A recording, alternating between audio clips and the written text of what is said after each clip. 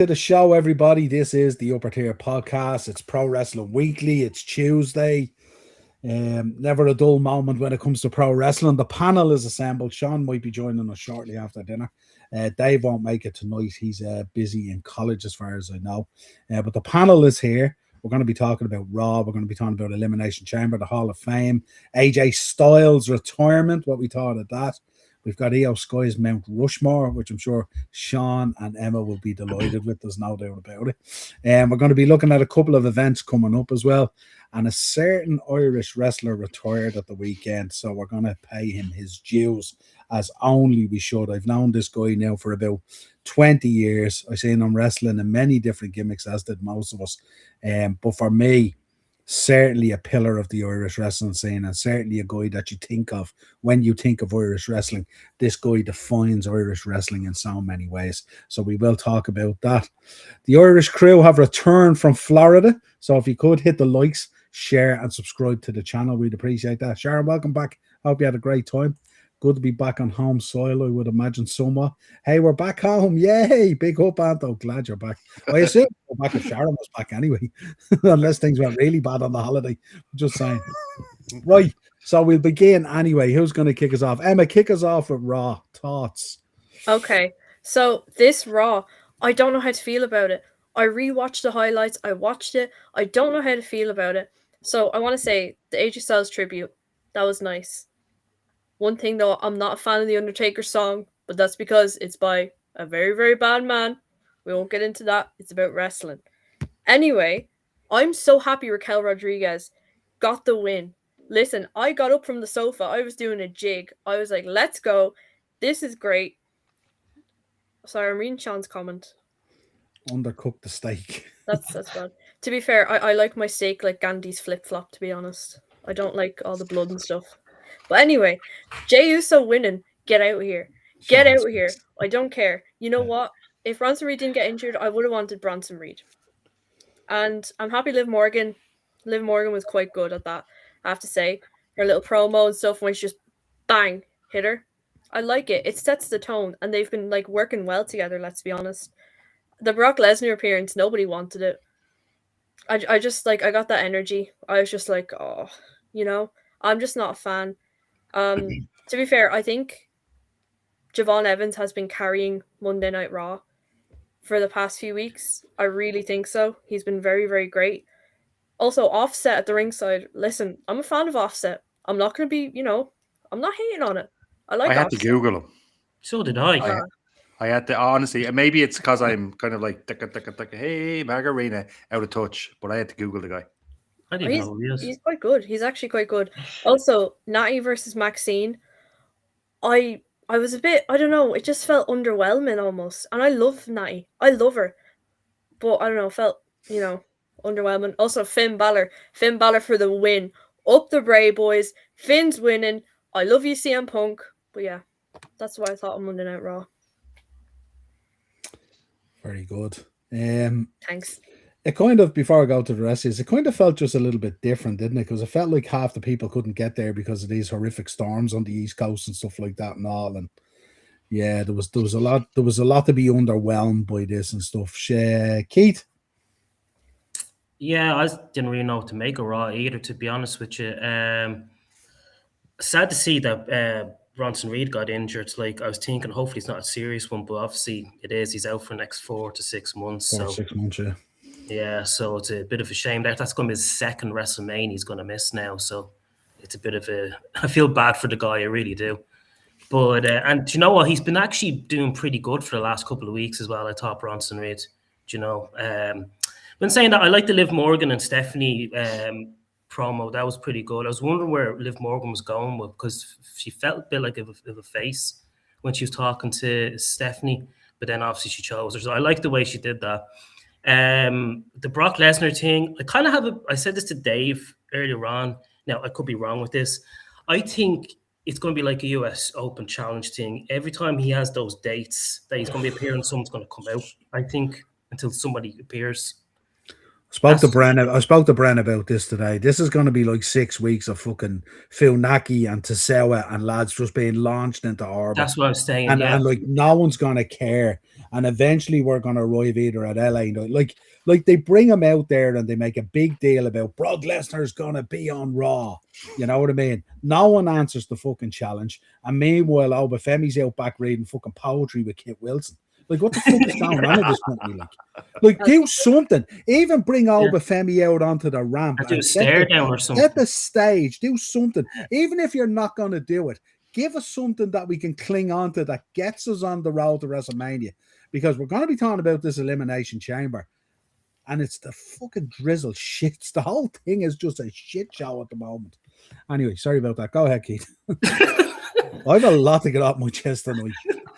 No, I was thinking the exact same thing, Niall. I was thinking like this is going to be just like jobbers coming out and you're just going to be feeding to Brock Lesnar. It doesn't matter who answers this open challenge because WWE are going to do what WWE do and that they're going to drag it out to the point of people not caring. And then when it does eventually happen and it is Obafemi, it's going to be like, so what? You've been on main event and battering Kit Wilson every other week. And Niall was right, he should have had Obafemi come out and even just do a stare down.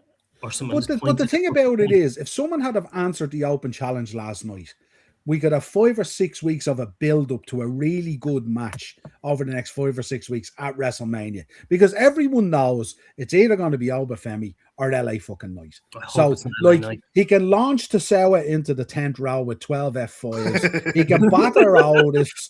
He can batter Funaki if they bring him back or whatever it is. And any other scrub that's out back that they just use as a utility player.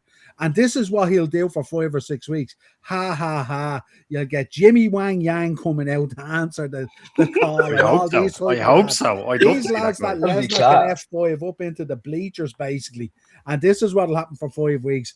And then all of a sudden, the dance will come out with the donuts around the neck, or else LA Knight will come out giving it, yeah. And it won't be any because Lesnar ain't lying down at Mania for either of these. It just ain't happening.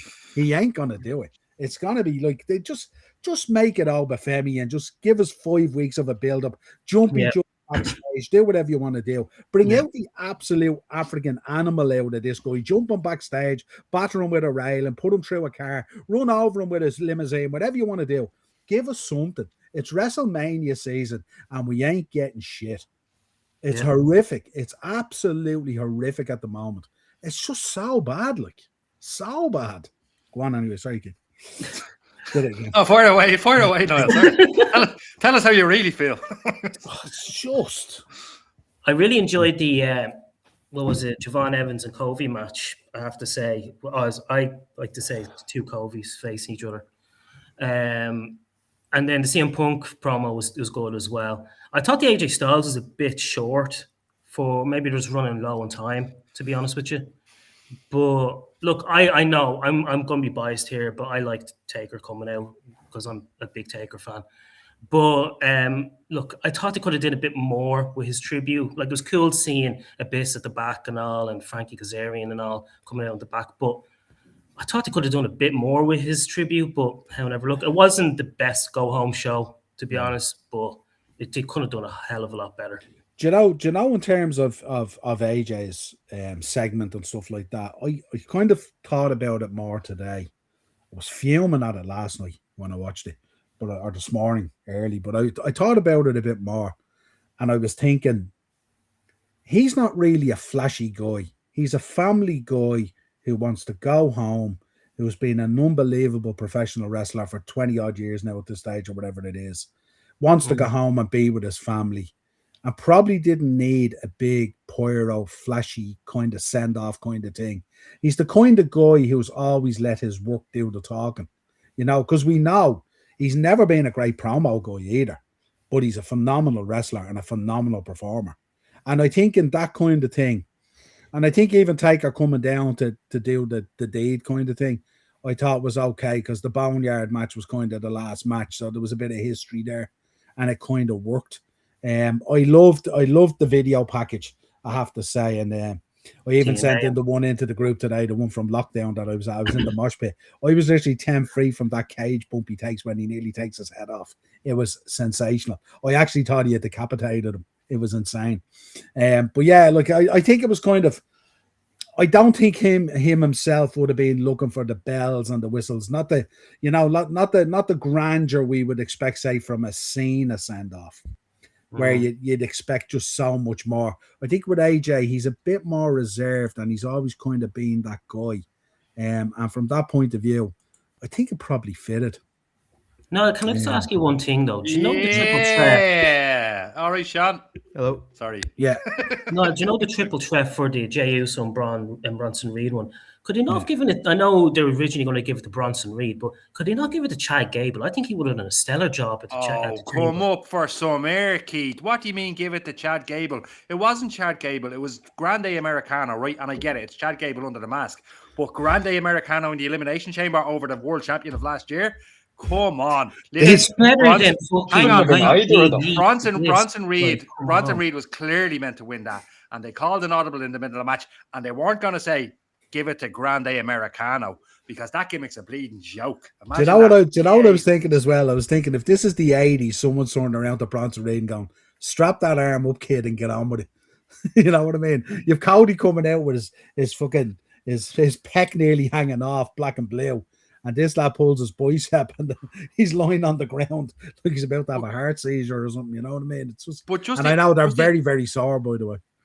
Just even on that, right? A few people on this podcast are not a fan of Jey Uso, right? But what would you really have had Americano Grande or wherever he is this week? Chad Gable, yes. Grande Americano. I would have gotten rid of this whole Grande thing. I'll just bring back Chad Gable himself. He's a phenomenal wrestler. So do the reveal during that match. Fuck it. You know what? Let's waste the storyline. Do the reveal and stick him in the elimination. Does anybody care about El Grande Americano? This fucking That's exactly my point. Well, whether they care or not, in order to keep a bit of credibility, they have to finalize it in a mask versus mask match or something like that, 100%. Where he gets unveiled.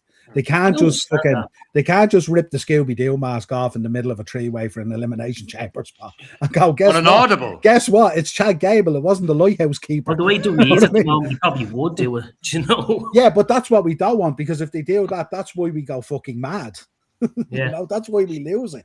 You know, so yeah, cool. Sean. Right, so I'm going to ignore all the steak comments I've seen about your steak, Sean, and quite frankly, I'm disappointed, and that's all I'll say. No chef's kiss for you. You're done. Now, after that little rant, on to Raw. What the absolute was that Raw? As Niall said, the drizzling shits. It was terrible from start to finish. The only thing I probably enjoyed about that Raw was AJ Styles. That was about it. You want to go to Stephanie and Liv Morgan. What the hell was the point bringing Jade Cargill out? Jade Cargill did not need to be there. Well, she's not doing that. It's not like she's defending her title. Fuck it. She could sit at home, a day off. You know, fuck it. Every day's a day off for her. Yeah, true, yeah. But you know what I'm getting based on the recent pictures of her on those sun loungers and all, 100%, but that's a different story. Go ahead. Anyway, she did not need to be there. Did not, 100%. Liv Morgan picking Stephanie Vaquer, we seen it from a mile away. It was no surprise, so Jade Cargill did not need to be there. Cody Rhodes, again on Raw. Woohoo! Not really. We don't need it. We don't really want it. The kids want it. Bren wants it. That's about it. That's all. They're the only people in the world that want Cody Rhodes today. And my ma. Bren.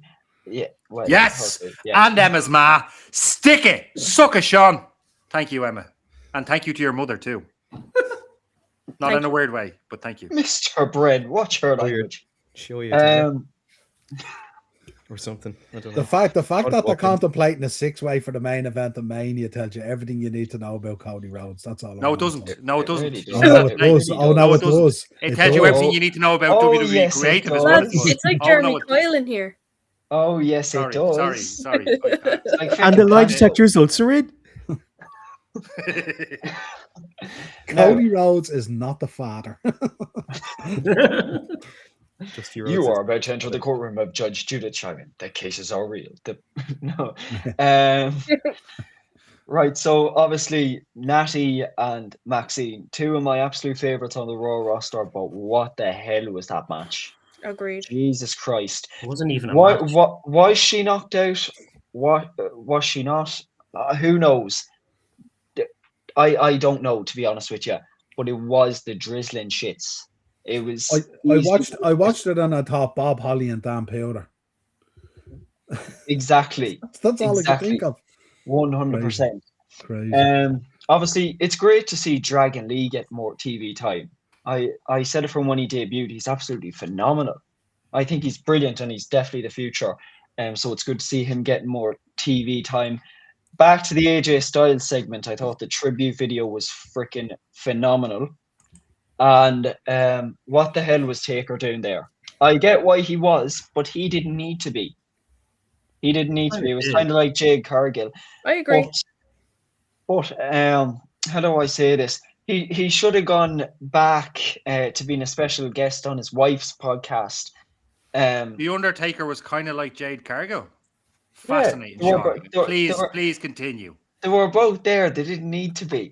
I agree with Absolute bullshit. I agree. Hang on a minute. No, Brent, they are similar. They were both in the ring at the same time.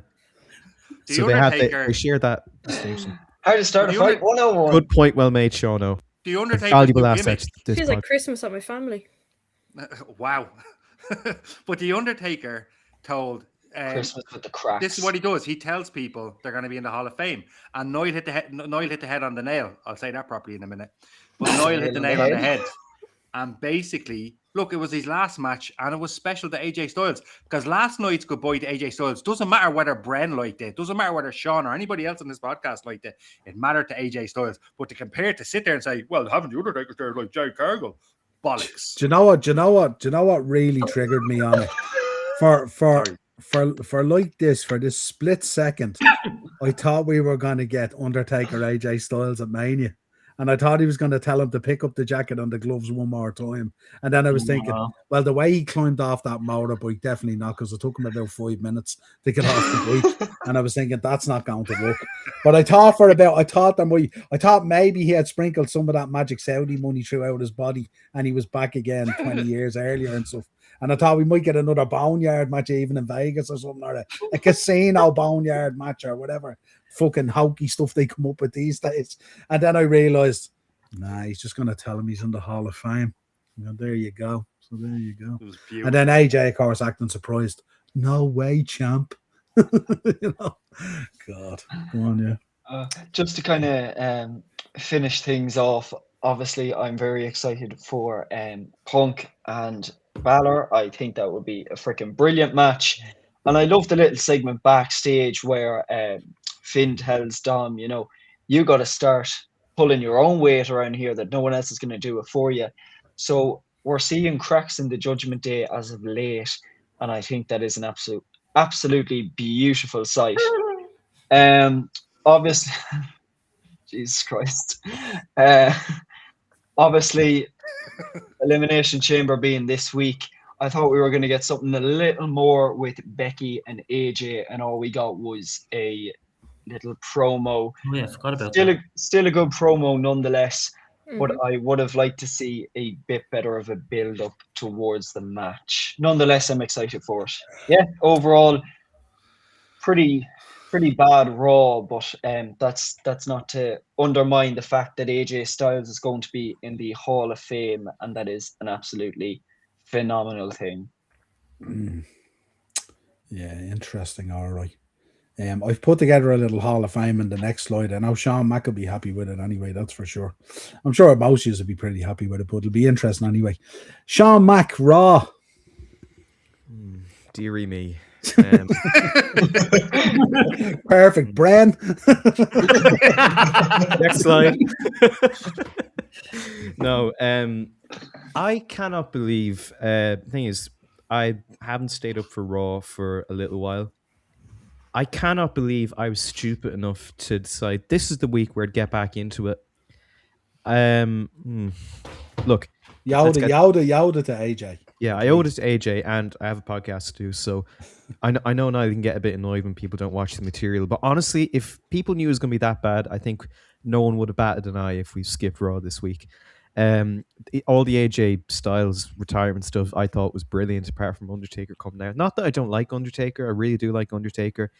It's just very, very strange. It was very akin to when he inducted Stephanie in the Hall of Fame. Very deserved, but the promo and everything was maybe a tad awkward. And by tad, I mean very awkward. And AJ, having all his peers and getting to hug his family as, it was announced he's in the Hall of Fame was beautiful. Honestly, really, really nice. But before that happened, we had 4 matches in the space of 2.5 hours. And I think, to be honest, the opening match up until the really unfortunate Bronson Reed injury, I mean, division, it's just so unlucky and it's so disappointing. And I sincerely hope he can get well soon. I'm hoping it's a partial tear, because apparently a partial tear would only have about maybe 6 weeks of recovery. No, they confirmed today at some stage he's going to be out for 4 to 6 months. Fuck. Okay. Yeah. So it's Seth it Rollins effect, isn't it?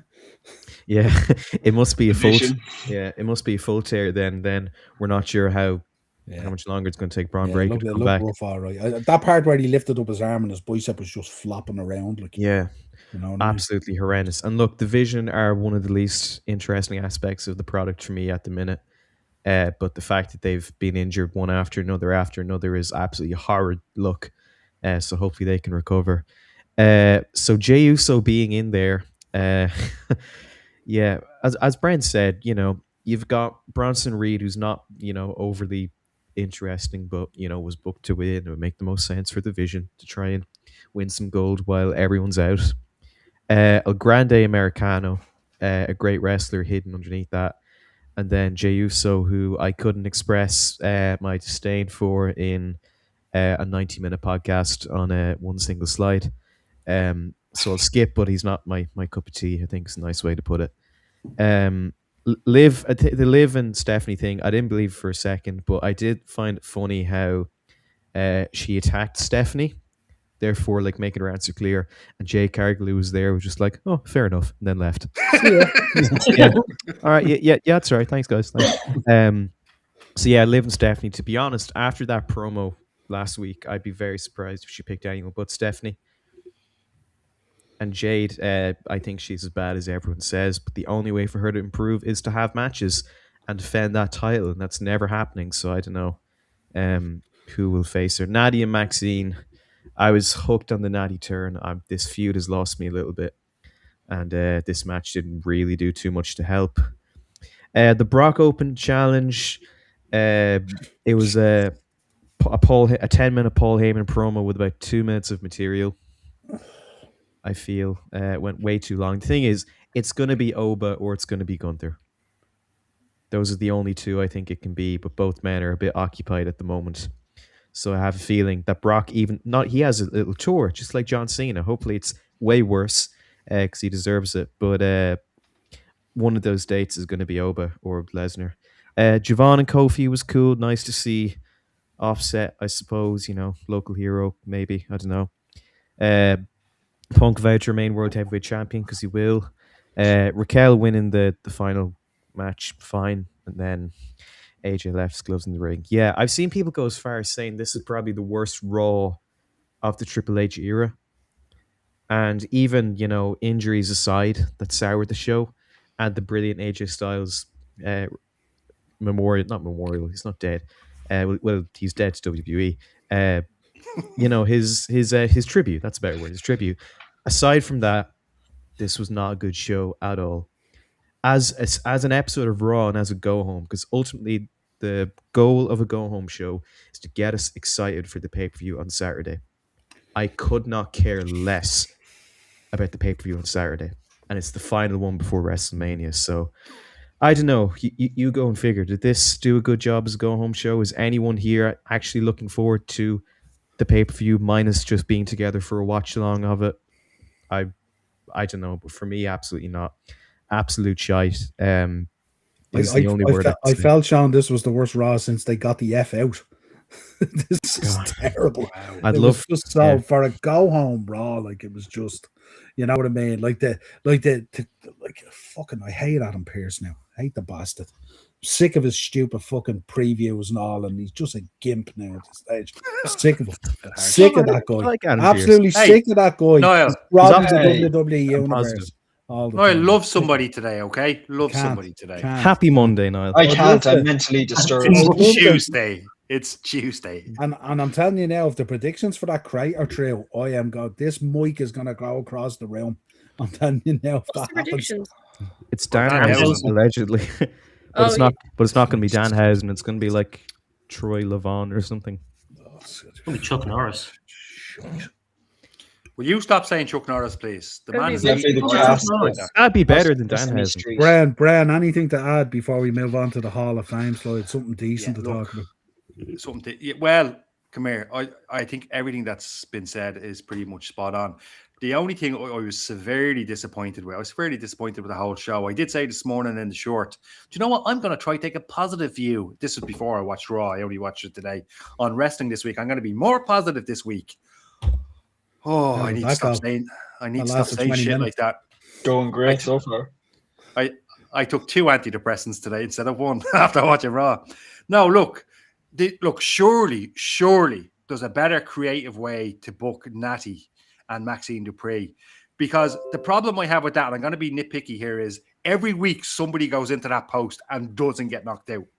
And it looks worse all the time. Sean, to answer your question, or I think it was Keith, she wasn't legitimately knocked out. This was not a mistake. I think the matches like that are going to hurt Natty because zoom in on her face. We really want to see her face. We don't want to. It's not. I'm not trying to be negative here. She's a bad actress. Have her go in there, knock the bollocks out of everybody, and give her a mouthpiece, and that will get her over. Other than that, who in the name of God was that rapper? And his song is shit, by the way. His song is brutal. I'm sorry. Offset. No, Emmett. Offset. Whoop, whoop, Yeah. He's whoop. good, but he's no Travis Scott. Oh, That's don't a very even- good They're all don't even go there. Hopefully, the extent of his involvement Come here. is running in on a local show. Two other problems. Problem number one is the other AJ. I mean, where is she? She should have been there. I mean, a Becky promo, which was a good promo, but if you're challenging for the IC and you want to make it worth it, you show up every week. I also had the same problem with Reigns because what you have now is you've got 2 wrestlers carrying the load of the feud, and it's not fair and it's not right. And look, I know they have part-time. Sorry, Niall. I know they have part-time contracts. I understand that. But when you're in such high-profile feuds, I don't care what you've given to the company, how long you've gone, show up because the title's worthwhile. That was a pain in the arse to see. And look, isn't it the irony of Brock Lesnar being at the show and AJ Lee not? Yeah. I think they'll probably have more dates than AJ Lee. it was silly, and look, don't even get me started on the open challenge thing. Noel, I feel the exact same way you do. Look, I'm going to end it on a positive. I really liked what AJ Styles said in the ring. He made sense. He said, "Look, I didn't leave me gloves in the ring. I wanted to wait till Atlanta. However, I see through that bullshit as well, because if that was a sold out show and people, I reckon AJ was added to that show and a goodbye to AJ, maybe to sell more tickets. There's something so something not genuine about it, basically. You started out. You said this was the positive thing for you in the show. Yeah. You just fucking buried it. No, hold on. When AJ spoke, though, and for AJ's family to be in the front row, and for his kids to see him talk, and for him to say, listen, and he opened up, he said, I missed football matches, I missed all that, and I missed the important stuff, but I'm here now, and I'm done. So I'll end on that positive, but Raw was a shit show. Positives being AJ's speech and seeing Cody Rhodes. Noel, what did you think? I don't need to add anything else. Everyone knows how I felt about it. That open challenge bullshit. You know what I mean? Yeah. I don't know. We're going to talk about the Elimination Chamber, and I have a real bee in my bonnet at the moment about how they're structuring things into pay-per-views and PLEs, and fucking hokey shit that's overpowering it and all this kind of thing. It's doing my head in at the moment. So, but we'll get to it anyway. Let's talk about the Hall of Fame. Let's talk about something a bit more positive. I picked out a few here, and you can add, debate, whatever way you want to do it. Obviously, we know AJ and Steph are going in. I thought these 6 selections in any way. I know they don't normally do. I know, Sean Mack, you'll want to look away now. There's a lot of death on this slide. So you might not want to look at it, but I just kind of picked out a few. People can add whatever they want and whatever they think. It's up to themselves. Demolition deserves to be there.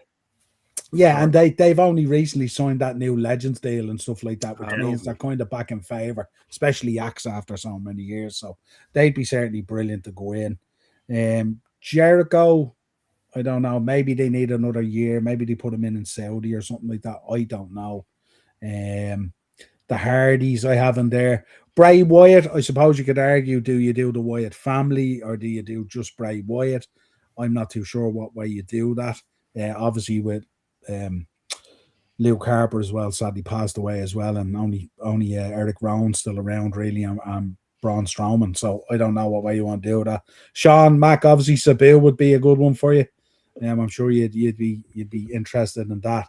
And of course, to me, Umaga is one I think that should definitely go in. I was a big fan of Umaga and stuff like that. And also, let us know your thoughts if you have anyone you want to add or anyone you think, or who you kind of predicting is going to go in now. We have AJ, we have Steph. What are people thinking at the moment? I think it'd be a good time to put in Abyss as well. I think he deserves it. If AJ's going in, maybe focus on some TNA talents that are free or that probably work for the company. I don't think Jericho's going into the WWE Hall of Fame. Well, I mean, Sylvester Stallone is in the WWE Hall of Fame. That's the celebrity wing. We're not putting Abyss into the celebrity wing. Right. That's worse than Frankie Kazarian being at Raw last night. Don't forget they have We all know what I think of that. But they also have wrestlers that have never been in WWE in the Hall of Fame that escape me right now. But I'm just saying, they have. No, but I'm just wondering how you arrived at Abyss. It's just because I seen him last night and he was in the head. That's okay. I love the fact that the Demolition are there. I can see Umaga going in actually because of the new figures that they're releasing. So Umaga is a maybe for me. I don't see the Hardys going in this year or Bray Wyatt. In fact, I think next year we get Jericho and Cena. Because there's another rumor Jericho saying will not be a headliner himself, a main headliner himself. No, probably not. Because he's big enough. There's no one headlining over Cena. If Cena's going in, Cena's the guy. Well, that's what I mean. Yeah, because he would have to be a separate big headliner, Jericho, because he is a big headliner. Is he? I think is he a Hall of Fame headliner? I think he would be. First ever undisputed champion, beat the Rock and Stone Cold in the same night. If he came back. If he came back with current day, no. Is he Grand Slam champion, is he? Yep. Yeah, Grand Slam champion. But not everybody in the Hall of Fame is a Grand Slam champion. But it's like, for me, Chris Jericho absolutely deserves the headliner. I know what I just said about being in with Cena next year. But, look, if John Cena is definitely going in next year, he 100% is. That Saudi money, he's not turning that down. That's what he'll show up for.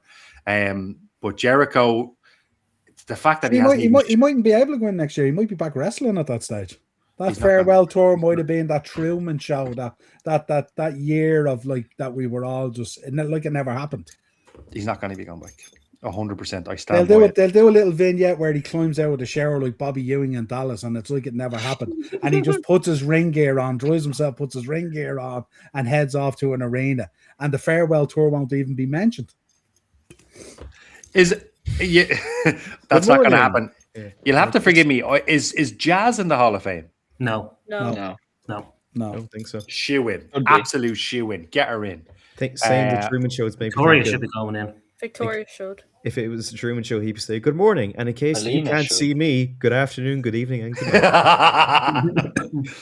Nobody's doing or that. imagine they picture him at the door, at the end of the Truman Show when he's walking through the door, and he opens up the door and it's the fucking AEW arena, and he steps out into Dynamite or something. That'd be so funny. People if Cena comes back and wrestles, I swear to God, I'll eat something with something on it. Like, would you hate him? You'll eat some with butter on it. That's what would you be upset? I'd be disappointed in him. That's Would you? being honest. Sean I would be Cook is disappointed in him. 100%. Mr. Hustle, loyalty, respect. Mr. Oh, this is legit. I'm very serious. I never go back on my word. I'd be pissed off at him. Yeah, Said he'd never give up. And he didn't give up. Do you not What watch are you Saturday bringing- Night's Main Event? What are you bringing that up for? Because you're Fuck's saying he sake, never man. went back on his word. Yeah, but like, has Gunter ever had you in a sleeper hole? Doesn't matter. He said he'd never give up. I'm sure he's been in tighter sleeper holes than Gunter's ones over 20 odd years. You're hating on your boy and then you're covering for your boy all at once. Because you have to understand, I'm so conflicted. I'd love to see him back in the ring, but I'd be so sad as well. His if he music got back hits and in he comes out for a match at WrestleMania next year. You'll pop like crazy. I go nuts. I lose my shit. And if we're there, I'll probably cry. You'll have to hold me. Not again. Anyone else? Any other suggestions? Emma, any other suggestions? Hall of Fame? Listen, thinking? we all know it's not going to happen, but I would do anything for China to have a solo Hall of Fame Yeah, induction. China. Yeah, absolutely. What a There's great big show. campaigning for it at the moment. Actually. Yeah. Do you A know lot of what? There's campaigning for it at the actually moment. shout out to the girl that made a song about putting China in the Hall of Fame. It's a very beautiful song. A song. Yeah, so Yeah. she made a Put song it in the group. Yeah, it's Put it in very the group. beautiful, and like Rhea Ripley has like commented on it and stuff, and Paige God. as well. I thought you could say she collaborated on it.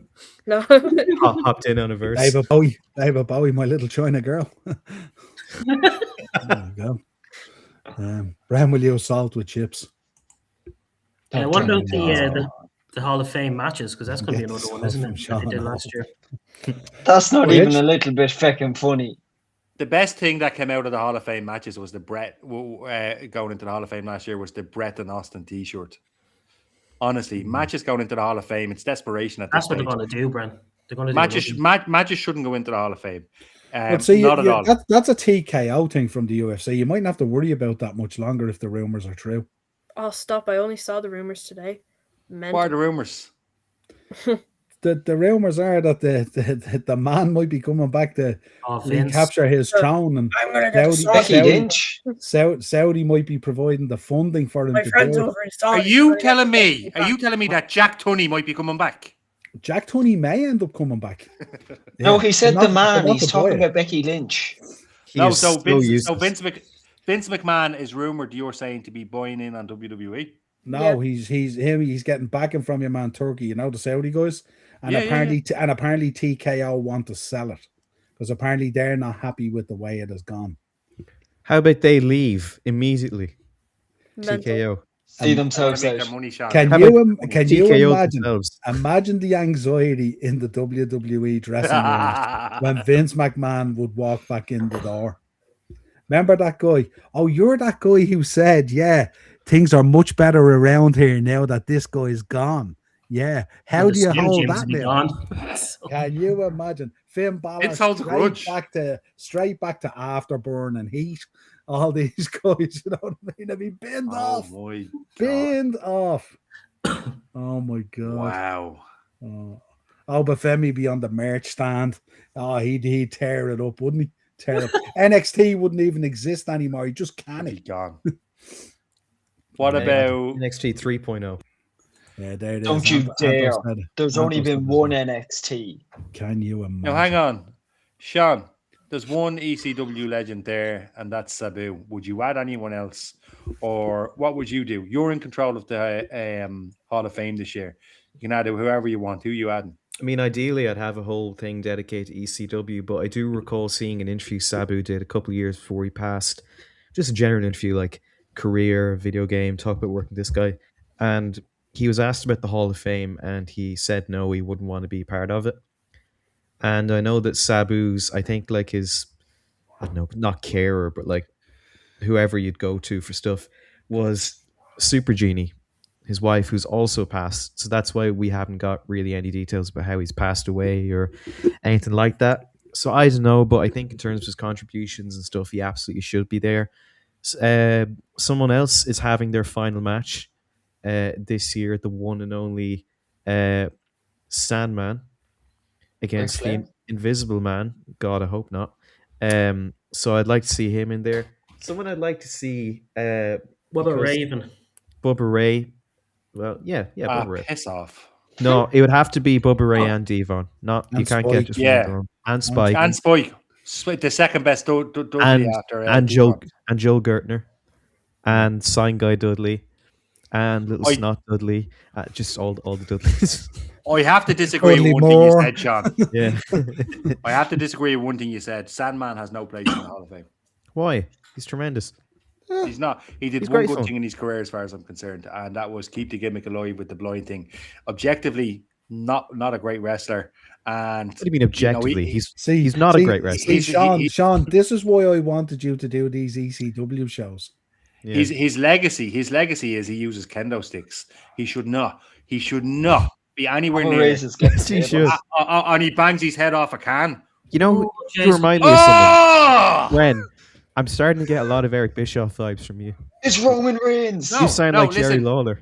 First of all, I bet you think ECW is called extremely crappy wrestling, just like I Jerry do. Lawler. First don't of you? all, Scum. welcome, Dave. Scum. Good to see you, Thank man. you. Thank you. Second of all, Oh, I did. Sandman has no place Glad to in be the here. WWE Hall of Fame. Bren's upset over those kendo sticks since they dressed down Cody with him and beat him the shit out of him. Hey. Kendo sticks. And by the way, Dave, it's welcome. not- How are we? I'm very good, mate. Very good. Sorry to interrupt. Carry on. Carry on. No, By the way, no, Bren, no. Sandman didn't use a kendo stick. He used a Singapore cane.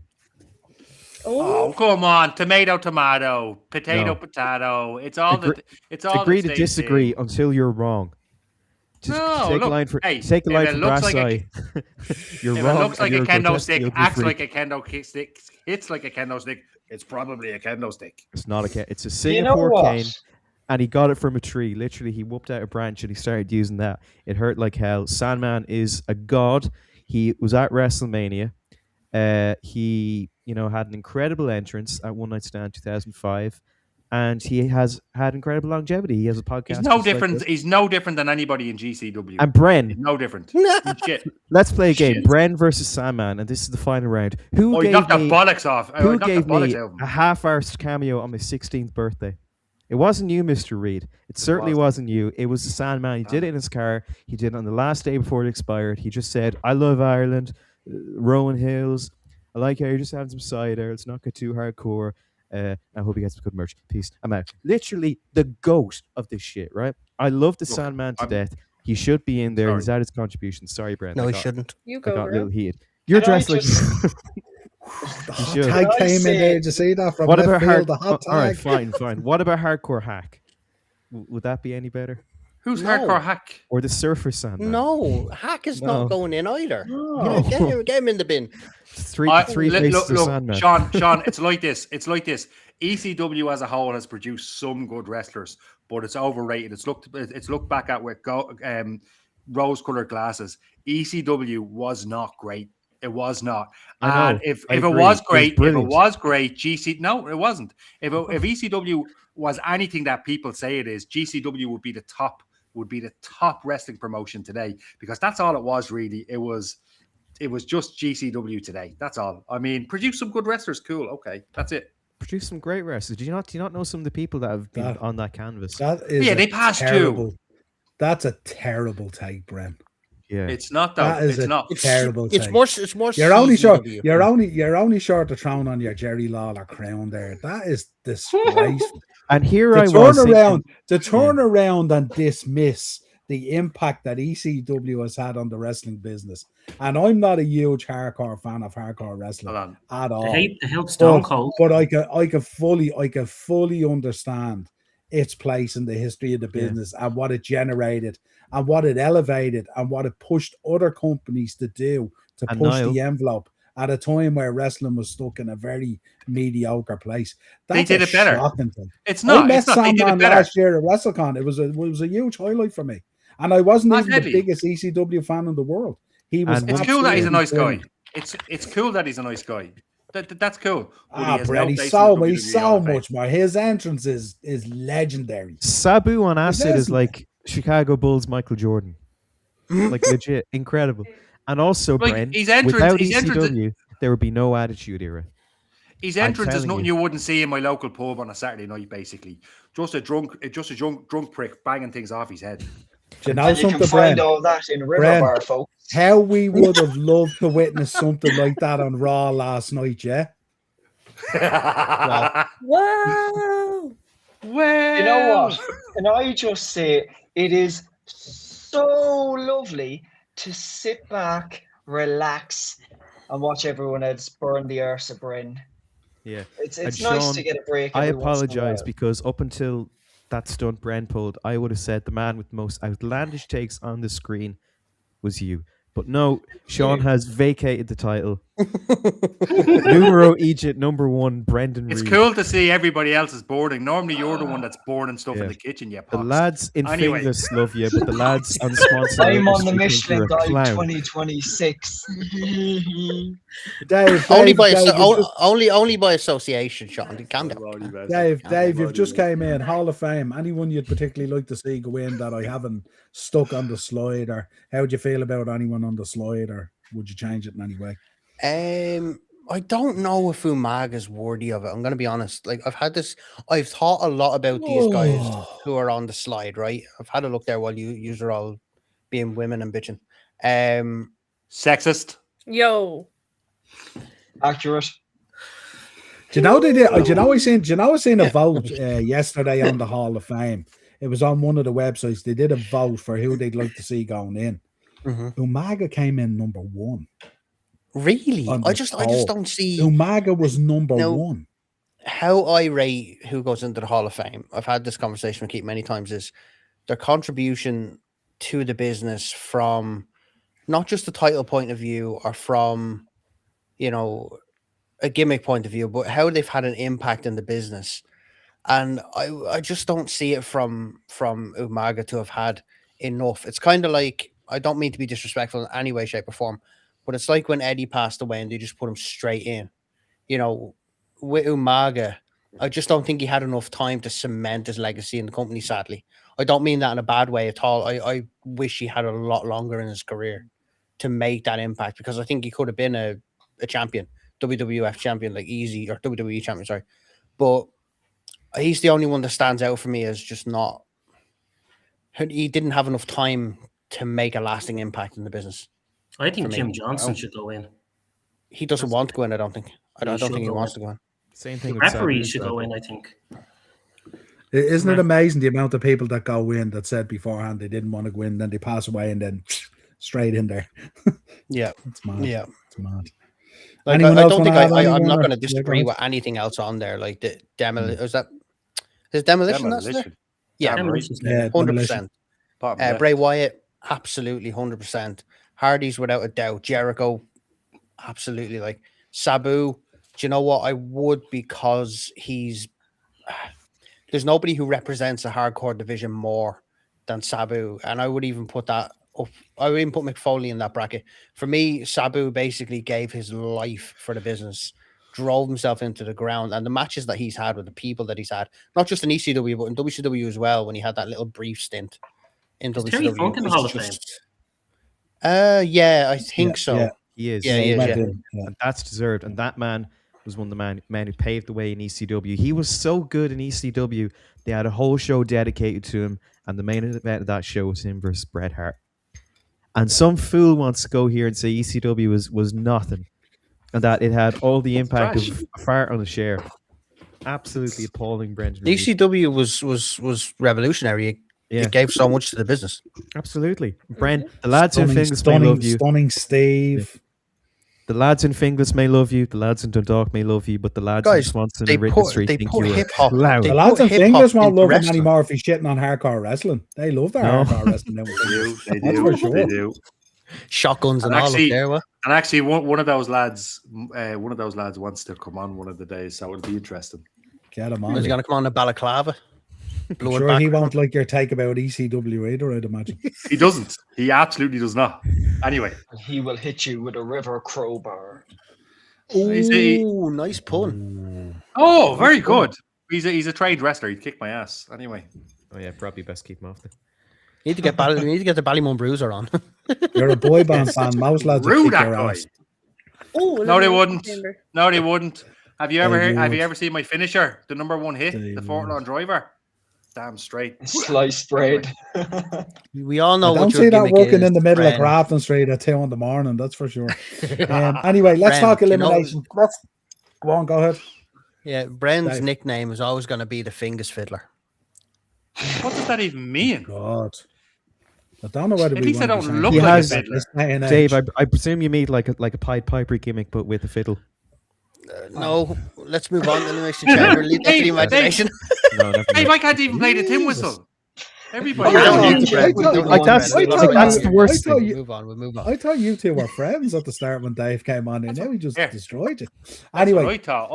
Go on. Elimination Chamber. How are people feeling about Elimination Chamber? My gut feeling at the moment is this has been overshadowed and destroyed by Black Hoodie Guy and this fucking crate have me driven insane. And Mhm. everything else in between on this Elimination Chamber pay-per-view just seems like a pathway to those two things and maybe a little bit more, but not a whole lot. Yeah. Anyone else You're right. thoughts into Chamber this Saturday? Well, before I head off, Emma? because unfortunately I'm up at 5 a.m, so Yeah, no, that's I'll have to bid farewell. But one thing I have to say is, Finn, you know what? Up the Bray boys. Finn's not going to win it because Dom's going to interfere. And listen, I've been saying that. I've been saying that for months. It's not just me saying it. The whole podcast's been saying it. You know what I mean? But then do you know who's going to cost how the Intercontinental how do we title feel? the next night? Yeah, but how do we feel about that? Because the likelihood is then we're going to get Finn versus Dom at Mania for the IC belt. When Finn had said that 2026 is going to be his year, he's going to be world champion. It's going to happen again. He's going to have this breakout. Didn't Sammy say the same thing though? Yeah, well, don't worry about that. That's only conjecture and hearsay. That's irrelevant. That's irrelevant. That's irrelevant. Personally, when it comes to Chamber, I loved it. Look, we all love the Chamber matches. We all love the, what's going to happen in Chamber matches. But I agree with you, Niall. The thing that's really pissing me off is we've not seen Black Hoodie Guy this week. So God knows if they're even going to reveal who that is. Or it could be the box inside the box is Black Hoodie Guy. They're going to have to, Dave. They're going to have to reveal it comes across as if this Chamber is kind of a pain in the arse on the way to WrestleMania that they need to get out of the way. Just another hill they have to climb over, and it to shouldn't get be. to that run into Vegas. It should be better. And this should be a big part of how the road to WrestleMania is shaped and all, especially now it's a much longer run in because it's not till nearly the third week in April as opposed to the first week in April. And it just feels like we got the Brock Lesnar Open Challenge bullshit, and then we got the crate, which is just hokey. We got people out back that aren't getting involved in storylines. We're not getting an unmasking of El Grande Americano. We're like just there's so much that needs to be decided for WrestleMania, and it's very very hard to see where it's going to go and run out and stuff like that. What's up, bro? I actually think it's very very clear to me anyway that the WWE don't know what they're doing from one week to the other. No. And that it's basically let's decide as we go. Somebody come up with the idea of a box. Now they're backed into a corner. Now they have to do something. Let's just put a masked man in. And now it doesn't matter who's in the masked man now, they could change it any minute. They don't know what they're doing week to week. So it's no wonder we feel lost in the middle of what should be WrestleMania season. We should be excited. WrestleMania we should be like, yes, this is what's going to happen. This is what we think is going to happen. But we're like, do you know what? I don't care. That's it. Yeah. So do you know what I was thinking today? Just give me back the writing and creative team that booked that year all the way up to WrestleMania 40. Yeah. And everyone else who's involved now, just fuck off. Just go away. Glorious, fuck off. Road Dog, fuck off. Just go away. Go away and just give me two people in a room who were involved in the booking of the Bloodline or whatever it is, all the way up to WrestleMania 40. And just give me that creative team and put something down that I can get behind and cheer and be excited for. Because I'm looking at this match. This Elimination Chamber match is just a fade into probably a fucking 5 or a 6 way for the WWE Championship. I don't know what's going to come out of the women's match and what happens and where it goes. As long as Tiffany doesn't win. You know what I mean? Yeah, but I mean, look, it's at the end of the day, does it matter? Does it matter if any of those 6 win? It doesn't matter. Because it doesn't matter because it's not going to really have the impact on us that every other year it might because of the feed into this. We're going to find more problems, more issues, you know what I mean? And it's just going to be like, they haven't put anything in place yet because they don't know what they're fucking doing. They don't know who's going to be there. You know what I mean? I even went ballistic the other night. I was lying in bed the other night and I was thinking, what if it's not Dom that screws Balor? But what if Seth Rollins comes back and needs to find a faction to go up against the Vision, and Seth Rollins becomes the new leader of the Judgment Day with Dom and them? Oh, This is how Jesus fucking Christ. mental I have fucking got. This is where they have driven me to. That I'm going off my fucking mind, trying to figure out something that would fucking get me out of my seat, get me excited, and make me want to like be engrossed in this product.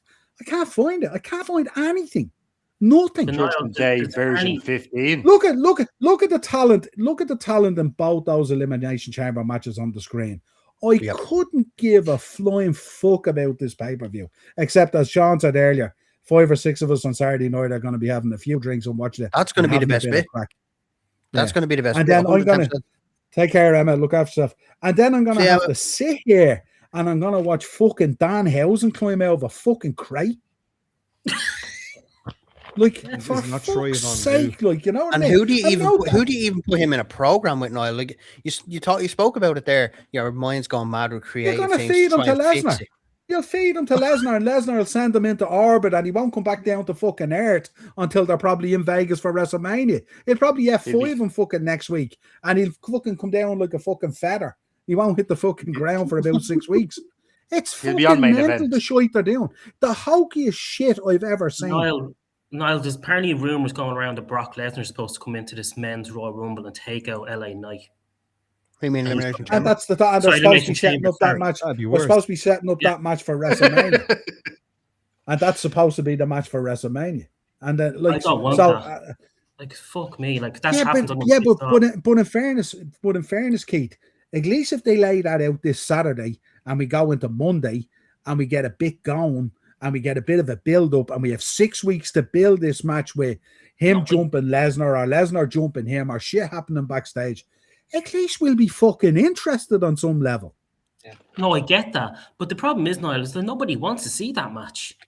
We want to see LA Knight versus Brock But you know Lesnar. the thing about it? The thing about it is, it's not necessarily about the matches or Jey Uso or the people we want to see. It's about them actually giving us something that's, one, credible, and two, we want to fucking enjoy and watch. I will gladly watch Brock Lesnar versus LA Knight at WrestleMania. Now, depending on how it all shuffles out and the way it goes and stuff like that, that might be a different story. But at least we can understand it. He jumped him at the chamber, took out his fucking spot. So there's reason to be aggrieved. So there's a basis there for something to build on. I know Brent's chomping at the bit to come in and go now, but we know creative will make a total bollocks of it. And we understand that. That's where there's no consistent storytelling anymore. There's no storytelling where we can we're 6 weeks. We're 6 weeks. We're 6 weeks from WrestleMania. And what have they given us? CM Punk versus Roman Reigns, which we know is not going to be a one-on-one match anyway. We know that Rollins is some way going to get injected in. We probably know Balor is going to get injected. Because to be honest, if Balor ends up getting done by Dom and that's his exit from the Judgment Day and it becomes an IC match at Mania, that's going to be so disappointing. That's as fucking drab as fuck for Balor. That nearly confirms to me that Vince McMahon is on the way back. Because what you're doing is you're taking a guy who you're after building up over the last 6 or 8 weeks or whatever it is and saying, this is going to be his year. We remember the vignettes and the videos. 2026, the year of Balor. And you're fucked off back down into the mid-card again. Dumped out of the Judgment Day. And you're going to win the IC belt like anyone gives a shit. No. Who gives a shit about Finn Balor becoming IC champion? Seriously. Nobody. World champion. No one. And then what's he going to do? He's going to gatekeep it then for Javon Evans. He's going to gatekeep it for whoever, probably fucking Danhausen. Jesus Christ. You know what I mean? Like, you know what I mean? It doesn't mean that anymore. Obafemi's on main event and he's backstage reading fucking poetry with Kit Wilson. This is the guy who's supposed to take out the fucking roster and be the next thing. Which I said. I called it. And now they're making me look like an idiot. Not that I need much more help, but they're making me look like a complete idiot. I agree. There's absolutely, I'm right. For a month I've been barking on about this guy that they would make a shit of it and they wouldn't follow through on it. And look what's happened. Perfect opportunity last night. Brock Lesnar in the ring. Open challenge. He's out back reading poetry with Kit Wilson and catering. Give me a rest. Give me a rest. He's sharing donuts. He's giving Kit Wilson a donut off the necklace. There you go. Do you fancy a fucking Boston cream or a fucking Oreo donut, pal, off the necklace? What do you fancy? And let's do the dance together. You know what I mean? Fuck off, like, you know what I mean? Like, just give me a break. Give me Blaze a ones break. are my favorite. It's just at what point? At what point does this product actually get a little bit serious? You know, I was delighted last week on SmackDown because fucking Cody got up in Sami Zayn's grill and told him how it was, and we got a bit of fucking seriousness for a change in this product, and it was great. Yeah. Sami Zayn left there fucking speechless, like he fucking should be. And then this week, what do we get again? Open challenge, Brock Lesnar in town, everyone losing their shit. No match. Same as John Cena at the SmackDown show in Dublin. No fucking match. John Cena's last appearance, no fucking match. It's bullshit. The whole thing is bullshit. I'm done. Finish with it. End the stream. End the stream. Don't end the stream. We have much more to talk about. And you have to do history. Do not end the stream without history. Loads more to do. We haven't even got the EO Sky's Mount Rushmore yet. Serious question: are our expectations too high? I said this a few weeks ago. I said this a few weeks ago, and I turned around and I said, not even close. Because my expectations right now are in the fucking gutter. They're not too high. Not at all. Yeah. There's no storytelling the story changes every week with WWE, and this is a frustration. Like, we've not had a storyline that's built from, say, Survivor. Normally you kind of get a Survivor Series to Mania, at least one or two stories that go from Survivor Series to Mania, bit of longevity there, and then when you hit the Royal Rumble or Elimination Chamber, you have 3 or 4 more stories that are already simmering, and then once you hit Elimination Chamber, it's all guns blazing to Mania. And that's the way it's always been. I used to love, right, I know I'm going back a bit here, I used to love No Way Outs, right, because I knew the storyline progression would be whopper, especially when you had all the old No Way Outs with Jeff Hardy, with NWO, right the way back to the first one with the 10-man tag with Austin and Michaels and Kane and The Undertaker. Everyone who had a match in Mania was thrown into a 10-man tag, which, again, genius. Just put every storyline in one match and let them go at it. And now Elimination Chamber is just, like you said, a box and a black hoodie guy. Because they've instilled that in our brains, we can't look past that to see the matches that we're supposed to be looking at. It's so tough. Go ahead, go on, Sean. Sorry. I'll be very honest with you. Go on. Be honest, right? Okay, I want everyone to have a good think here, right? Think back to Survivor Series. Think back as far as Survivor Series. Is there one good storyline that has had you invested, remembered, and will have you thinking, will we get something good at Elimination Chamber? Will we get something good at Mania? As I said last week on the podcast, January to April was the time that you got really excited for Mania. You knew exactly what was happening, what we were going to get, what we were expecting. Now, you know, but you don't know, and it's a fucking shit show. As Niall said, the drizzling shits. Well, that excitement for WrestleMania is gone. They had something very special last year that they could have made amazing stuff with, and they screwed it up. John Cena's retirement. How do you screw up one of the greatest of all time retirement? We've done that to death, so I'm not going to go back into it. And since the little tap, it's not good. Anto asked about expectations. It was like. My expectations are on the floor, similar to Niall's. I wanted to be positive this week, but I can't. And even when I'm trying to do a short for the channel, I was like, I have to put a positive spin on this. And it's like, I can't even bleed and do that. And I'm like, bleed, this is brutal. That's brutal. It's all brutal. We're all fucked because it's awful. See those 2 posters there with the proper stories behind them? They could be brilliant, but there's nothing. It's soulless. When you look, it's just look at the 12 talent that's on that screen there. Spectacular. Just look. It's a who's who in this business between lads coming in and coming up and all. Just look at what's in there at the moment, and no one gives a fuck. No, because we know Cody's winning it. We know exactly who the outcome's going to go. Pisses me off. Do we? I mean, look. I know Triple H is saying we're going to change it. We're going to swerve it so people don't know what's going to happen. No. You won't do that with a chamber match. You will not do that with a chamber match. Randy Orton should be winning that, I think. Very quick question. Niall, specifically to yourself. You get the pencil today. SmackDown's written. You get the pencil today, and you have to deal with SmackDown. What are you going to do with this Elimination Chamber? What would you do? If it was me picking it, like given those two posters, given the people that are in it, to really kick it off for WrestleMania season, what would you do? I'd have Orton win the chamber, and I'd have him 100%. starting to earn his money. I'd put him to work. I think he's had a real lazy year. Yeah. I think Orton would be that guy. I think everyone on that is super talented. I think, like, you know, you look at Trick in there, you look at those other wrestlers in there, LA Knight, Cody and all. No one wants Cody Rhodes winning this chamber. No one, as Keith says, week in, week out. Regardless how you feel about Cody Rhodes, stuff like that, and I know I give him a hard time and stuff like that. I am a Cody Rhodes fan. I have tons of Cody Rhodes merchandise all around me here and stuff like that. But I really do think they need to look at those situations, and we spoke about it before. You know what I mean? They need to just suck the normal reliables that go into those lazy creative booking and think of different ways to do that. Cody Rhodes should be the guy who's rekindling the three guys on the top row there and elevating them, getting them out there. Cody Rhodes versus Trick Williams, money. Cody Rhodes re-elevating and refinding Jey Uso and reinventing him, money. Cody Rhodes against, you know, it's just, you know what I mean? So Cody you want Cody Rhodes to lie down for the next year? No, I didn't say yes to lose. You don't have to lose to elevate a guy. You have to bring him along with you. We've seen Brock Lesnar elevate Finn Balor in matches and by winning. Fair enough. And still elevate you. Sorry, There's still a level of respect from hanging with a guy like that. But I think Randy at the moment, I think he's just ghosting it at the minute and he's picking up a check.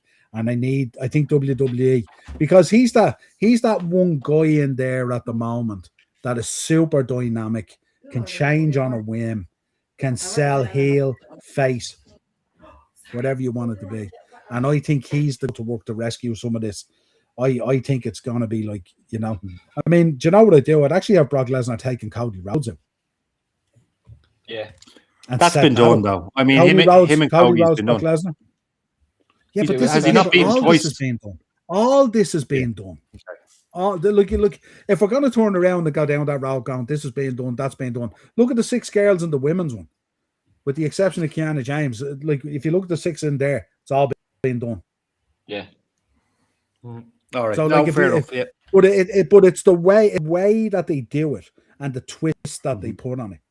You know what I mean? And I just think, I'm looking at this. We're going to do this Elimination Chamber. What we're interested in is probably 3 things. Black hoodie guy, who is he?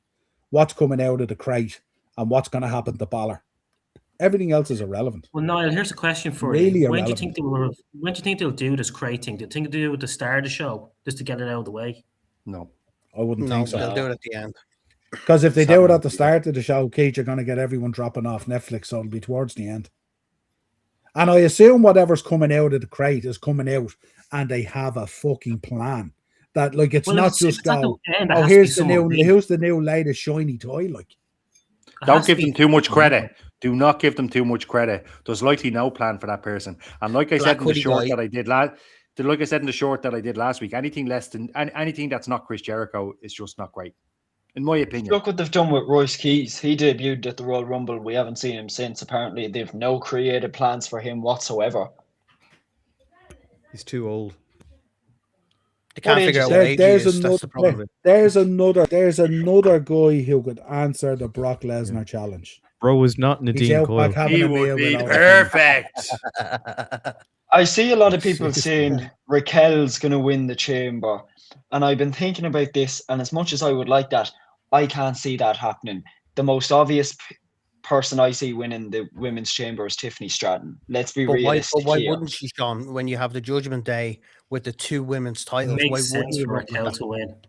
But why wouldn't you run with that? I'd love that. Yeah, I would too. Titles in the Judgment because Sean is thinking like Triple H right now, and I get what you're thinking is, Sean. Look, if Triple H is booking this, Stratton's winning, and unfortunately, he is. So Stratton could very well be winning. However, this is the way I'm thinking. The smart money goes to Raquel. I think the smart. It makes sense. I want Raquel to win. Ribshot here is. Yeah, Ribshot here is my boy, isn't he? The Rock does a run in on Cody only to be thwarted by Vinnie Mac. Money. There you go. What if Vince steps out of the crate? Wow. I'm switching off. No, you're not. You're not. Yeah, but you There's won't. no way because you. won't. No, I refuse to support Probably a guy hurt who's his legs fucking done again. the shit he's done, though. Can't do it. No, you refuse to support a Can't do guy who allegedly is being accused of doing the shit he has done. He'll get pulled over on the way to the ring. Yeah, he'll crash another Bentley. Let's be honest. Let's be honest now. But For that, but an wink, innocent wink. man For hiding that, in the crate. for that BMW free. 430i, wink, wink. You know what I mean? Oh, wow. Just hard to as hate, I was isn't it? saying there, the reason I think Tiffany Stratton's winning is because obviously she's on SmackDown. We already got Liv versus Stephanie, and they're both on Raw. That makes Clever. sense. It wouldn't Clever. make sense having Raquel win the Chamber match and then hold SmackDown's title. And that's not saying it hasn't been done before. Yeah, because they always But- stick to the roster split. Yeah. Exactly. They don't. That's though. why it But makes sense. I agree. I agree with No, that. but hang on a minute. But it would make sense if Liv doesn't win the belt off Stephanie, and then we roll back the Evolution with the thumbs up, thumbs down storyline, Don't tease me. Don't tease me. and we It's take so Raquel out of brilliant. the Judgment Day. Wow. Oh, Lads, I you think- dream you of think like- Liv losing at Mania. You think I Black Hoodie dream Guy's of going to it. get a run in? Do you think Black Hoodie Guy's going to cause a spot or cost a spot at Chamber? If he does, he better be revealed.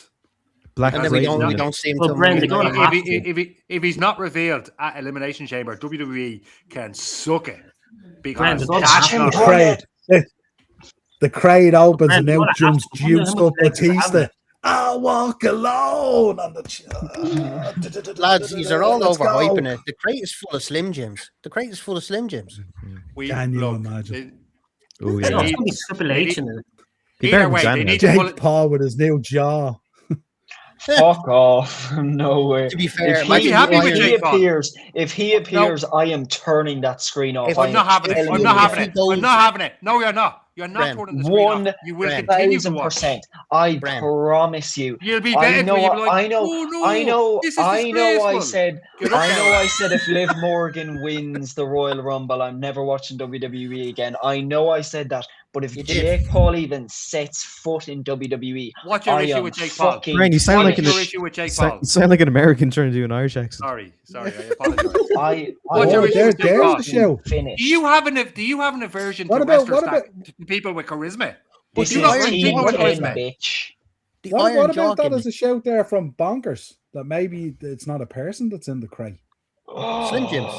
It's Slim Mr. Jims. Blobby, folks. Do you know Slim something? Jim. Like, Maybe it's we're gonna be I getting, would awesome. maybe we're getting WWE another. then. Maybe would they dare give us another laptop as a general manager? Oh Jesus! And that's It's you sushi may as and well give us sweet. back the Rock's golden egg at that rate. Bollocks to that. It's not a person because You'd there's love no the holes in it Rock's for them to Golden Egg breathe. Definitely the Definitely not a cast of the Muppets. Love There that you go. picture. The shit Hot he's take. done. There's no holes in the box. I Therefore, don't- I don't- therefore it's not a person. There's no I holes in don't the box. Yeah, there could be understand. holes I in don't it understand inside what Cast of Sesame anybody Street. saying. I don't understand anybody saying I'll turn it off if Jake Paul appears. You won't. You continue I to watch. 1,000% am. And not only that, here listen, okay, Jake Paul appears.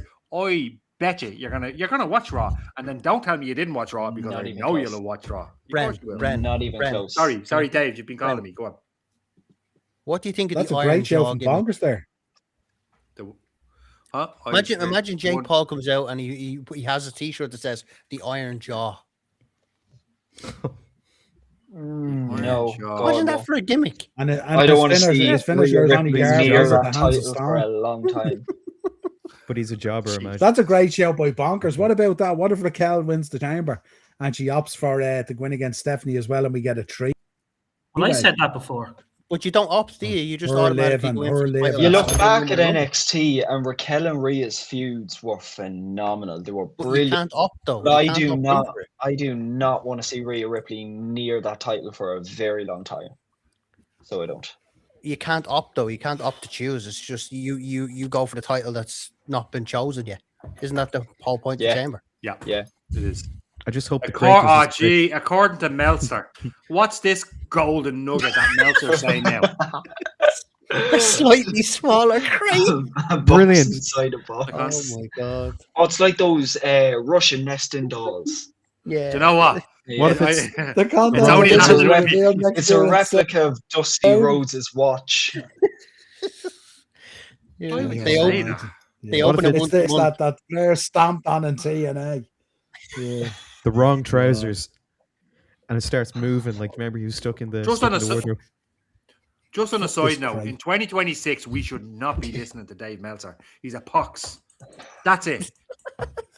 He's a pox. Very He'd hard. say the same thing Yes. about you. It's very But hard. Bren, you still I get a hear message all on you X have to later say, now. Bren. Hi, Bren. You Nope, refer to Sean me as Ross. a pox. What exactly do you mean? It's better than getting a message from What Conan is a telling you to follow pox? you.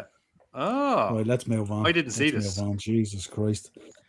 AO Skies, Mount Rushmore, Rey Mysterio, Triple H, Liv Morgan, Rhea Ripley. She's been in wrestling how Sean long? And that's Paul. her. What?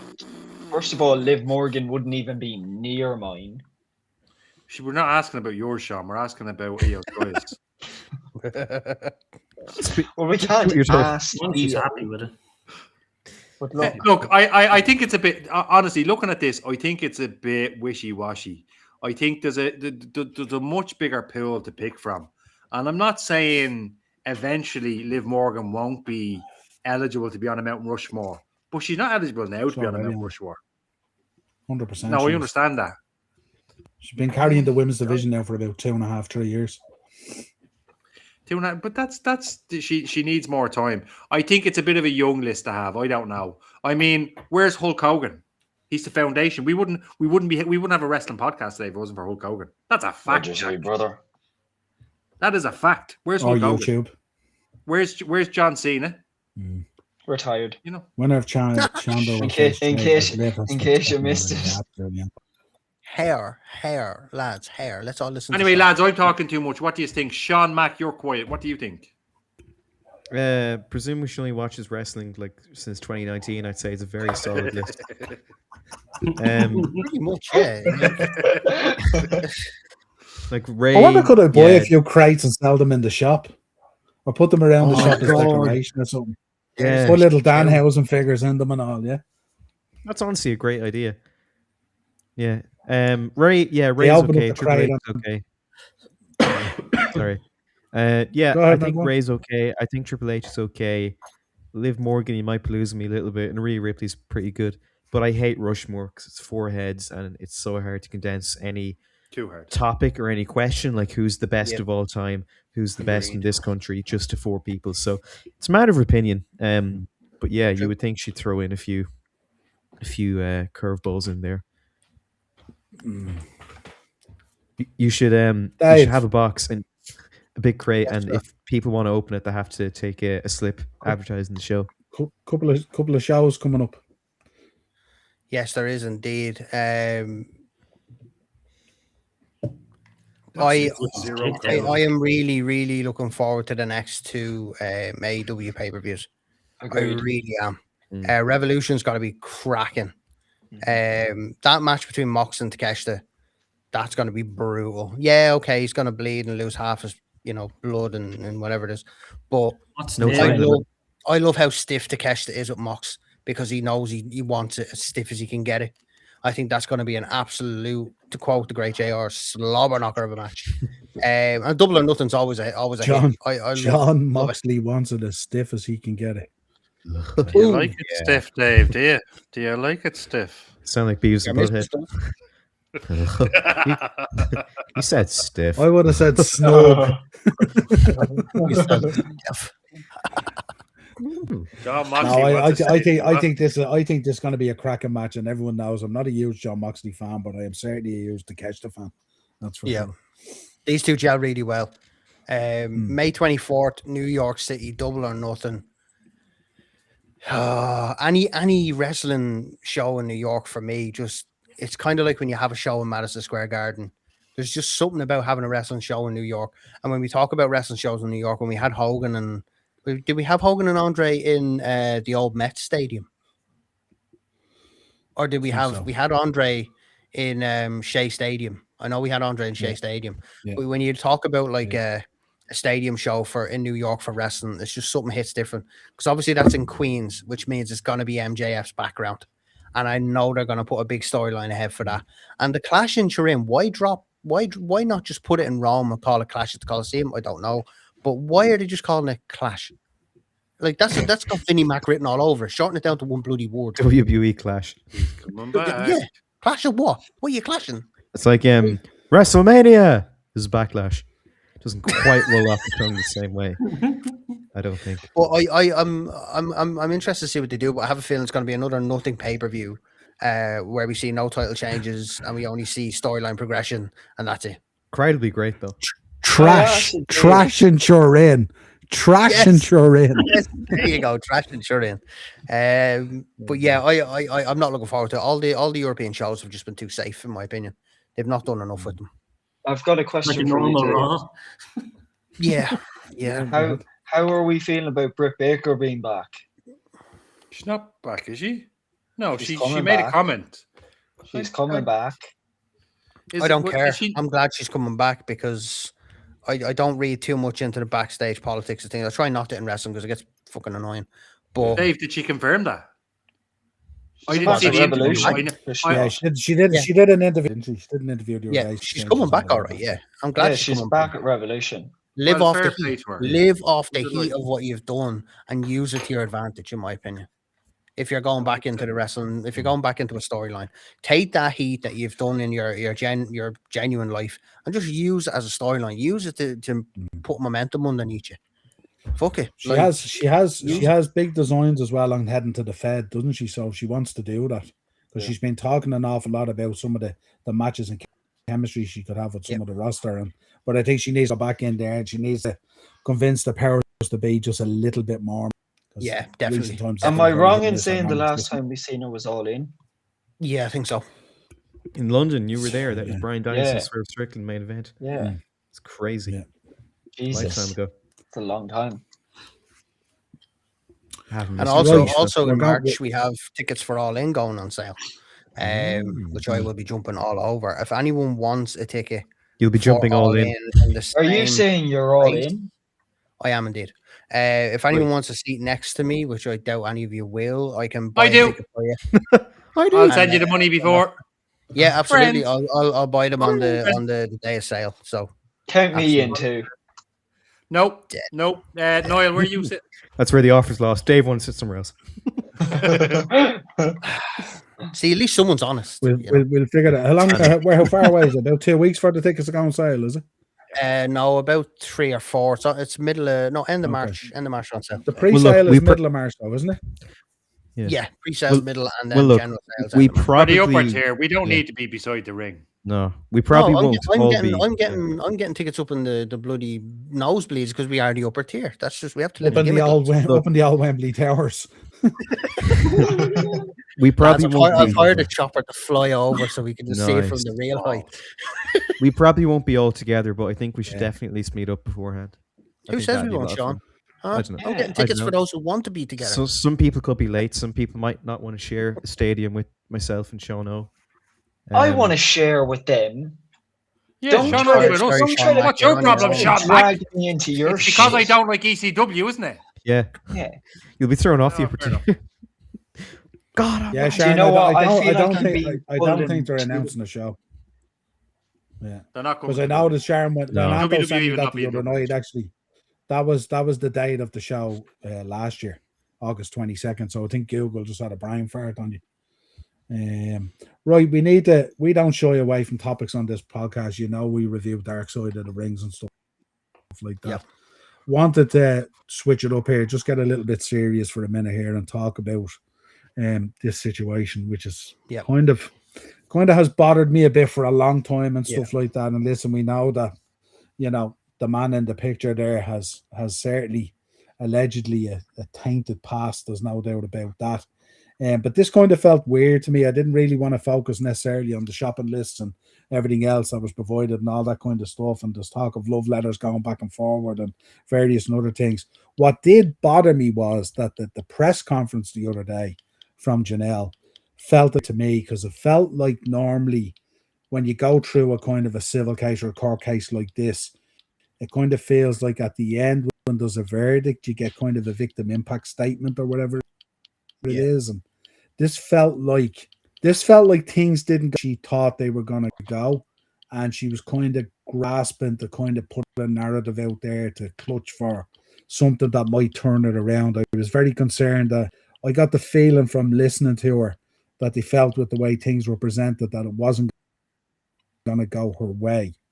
Very weird that the alleged victim potentially coming out of this case would be given a statement or a press conference prior to the case being resolved with a result. Yeah. So I seen the reaction from Shelly Martinez. I sent it into the group, where a lot of people have been going in on Janelle saying this looks really, really bad from a women's point of view. That this was ill thought out. This was a girl who was happy to be in love with this man in a relationship where he was feeding the beast. And then suddenly when that was all cut off, then it felt like the boy who cried wolf. And that's how a lot of people have seen this. I'm not leaning either way or the other way. I don't care. I just want it resolved really one way or another, because I think it's been dragging on. And the big problem for this is I think it has cast a huge shadow on the business that we love. And I think it just needs to be resolved one way or another. Give me your general thoughts about it, how you view it, or do you see it differently, or whatever way you think? I see it. I see it a little differently, and the reason that I'm going to bring this point over, it's not. I'm not playing devil's advocate like you, Niall. I'm not leaning either way in this. I'm looking at it from both sides, but like psychological control is a big thing when it comes to situations like this. So obviously we'll never know the full story of what goes on or what really went on. So we will never be able to cast a fair judgment. But having psychological control over someone and using gifts and things to keep them under control is a real thing. Now, she may not have put it across the best way. She may have been advised very badly in that press conference. But also in this day and age, in Trump's America, it's damn near impossible to go up against a billionaire and not lose. 110% of the time you're losing to a billionaire. Why? Because they can stretch out the legal costs longer than you. They can afford better lawyers and better legal representation, and they can just bury it into the ground. So I commend her for coming out and speaking out about it, because his problems needed to be put to the forefront, because it's been simmering for a long time. There's always been rumors about his conduct, even as far back as, the early 80s and beyond, but early 90s. Yeah, there's been so much what ifs about Vince and loads of rumors, and the only thing I will commend her for is coming out and showing the real Vince McMahon for us to see, because there's too many people getting away with it these days. Now the Epstein files are coming out and so many people are getting pulled in. Andrew's taken to police station, Mandelson's arrested. But in Trump's America, a billionaire can't be beaten, in my opinion. That's just how I feel about it. And I think she's come out and tried to do this because she's trying to stay ahead of it, to try and win a case that just she feels she can't win.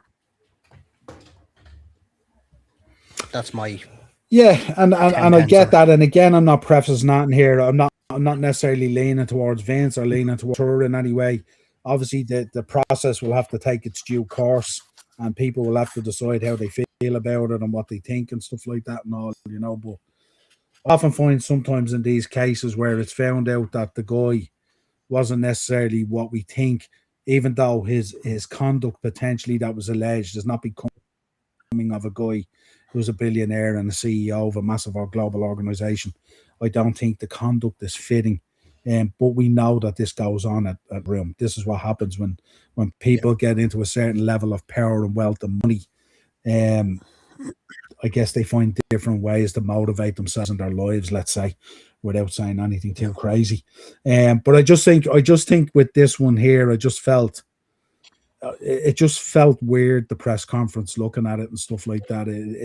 It sort of caught me, and it was kind of like the girl who's going through an awful lot felt this was a woman who was out of a situation, not necessarily feeling like how she thought she was going to feel coming out of this situation.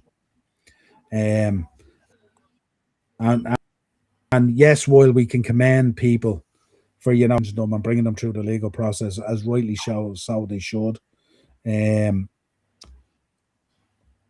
would preface that by saying you have to have your own ducks lined up as well. in order to hit a home run on these things, especially at that level, as you mentioned, going up against the likes of billionaires and people of massive power and wealth.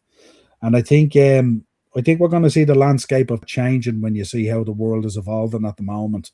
There's a lot of house of cards at the moment beginning to crumble and come down of a lot of wealthy people and stuff like that. And I think it will change. But, you know, as you said, no one will know bar the two people on the screen. They're the two people who knew what went on, you know. Let's see how it all plays out. End, or what you think it is? Yeah, I think this will probably be pretty quick. And I don't know. I think I'm gauging the reaction as well, even from, you know, the female side of things. When I see, you know, other women wrestlers or other women people involved in the business or whatever it is, and how they've reacted to it as well. And I know some people will say, well, look, everyone needs, you know, they're all going to necessarily side with Vince because you know that's the golden goose that potentially people want comebacks and Hall of Fames and Legends deals and ambassador deals and blah, blah, blah, blah. And I kind of get a little bit of that narrative. But I've never seen in a case like this that's been brought forward so much of the female audience not necessarily siding with Vince, but calling out the behavior and the process that Janelle Grant has gone through. And that for me, you know, I felt indifferent yesterday about it. I read the different reports and the different reactions and stuff like that and all, you know. And having said that, some of the things she's being called and stuff like that is horrendous. I think the choice of language is really, really wrong. I don't think it's nice at all. Having looked at the text messages, I do think, having looked at sorry, go on. No, go on. I'm listening to you. Go on. Having looked at the, you know, the evidence that's available to the public so far over the course of the case, we can all agree that Vince is he's done horrible things, not illegal things, but horrible things. And in this case, allegedly, you know, he's allegedly done horrible things, but from the messages that we've seen, you know, we can only take so much from that. I don't know if this does end. I'm just shocked that she was able to speak about it before it's ended. This is what I don't get. Apparently, you can't talk about an active investigation or an ongoing case in public. I don't get. That's why I felt I thought she was a little bit clutching by doing this, because she felt maybe the way it went, she was being advised this case maybe ain't gonna go your way. So maybe if you want to save a bit of face, you need to get out there ahead. That's what I felt like. I felt like Northern Impact statement, it'll have a case. And what it kind of felt like a little bit, you know. It felt like she had seen the reaction online as well from other women and females, and she's looking at it going, I don't look very good in this situation at all. And that's why if you listen to some of the press conference or the reaction she gave, it was like a call to arms for women to stand up and you know, and support all this kind of thing. It was like, get behind me kind of thing, rally the troops kind of thing. And I kind of felt like someone's told her she's onto a loser here already. And that's what it felt to me. So now, maybe I'm wrong, I don't know, but that's the way I kind of read into it. That a lot of the female wrestlers as well are married to the business. A lot of these female talents as well are so wrapped up in the business, so loyal to the business, that she's never going to get them on her side anyway. We have to remember, like, some of these in the Hall of Fame would never jeopardize the relationship with the WWE or other wrestling organizations because if you side with Janelle, you're basically blacklisting yourself across the board. For one. But I also looked, if you remember, this all broke originally, and the stories came out and everything kind of came out and stuff like that, and the accusations and everything. This was like TMZ on steroids. This was everywhere. This was all over the news wire and stuff like this. This the other day seemed very dampened down, very tame, very like, forget about even people attached to the business.